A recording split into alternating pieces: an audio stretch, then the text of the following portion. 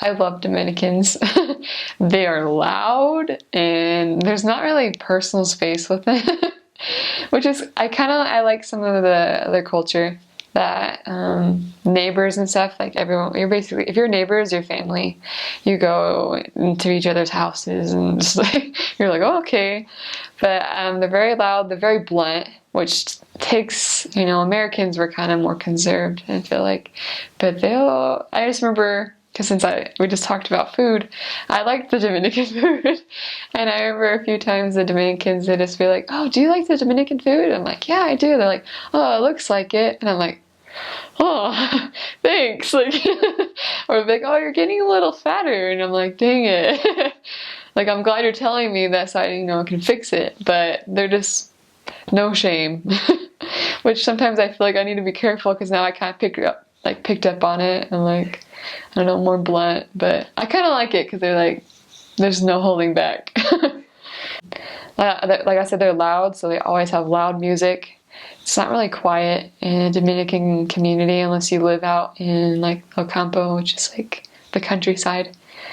So, I love that they love you, like very hospitable, and they just want to share everything with you, which was kind of hard as a missionary. We kind of had a rule to not really eat with members because a lot of people were poor.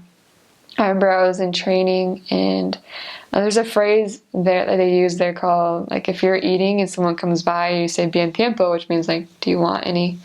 Which really, it literally translates to good time. And I was confused. I was like, I don't understand. Like, my trainer was like, he's asking if you want any. And I'm like, oh no. Like, he just had just a thing of rice. I was always eating because they didn't really have anything else. And so they're willing to share with anyone if they can, even if they don't have much, which I really love that. Because they don't really have much there, but they learn to live with a lot less, I feel like. And they're happy and loving, and I think that's great. So I love them. It's not particularly all Catholic. They're all very religious, or say that they are. Like, everyone, it is a believing country, which I think is really cool. Like, even in the flag itself, it has an open Bible on it, which I think is really neat. Almost everyone is a believer in God, at least in Christ. They all have kind of that background. It's kind of in their schooling, I feel like, too, that like they kind of openly talk about it more. It's not necessarily, closed, personal thing. Everyone kind of believes in God. For that reason, there are a lot of churches. It's not just Catholic.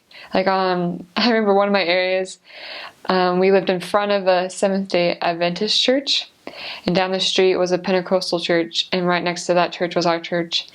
So there's Catholic churches, there's a lot of Jehovah's Witnesses, there's a lot of Seventh-day Adventist church, Pentecostal churches, just a lot of Methodist. I think there's Methodist. There's Nazarene.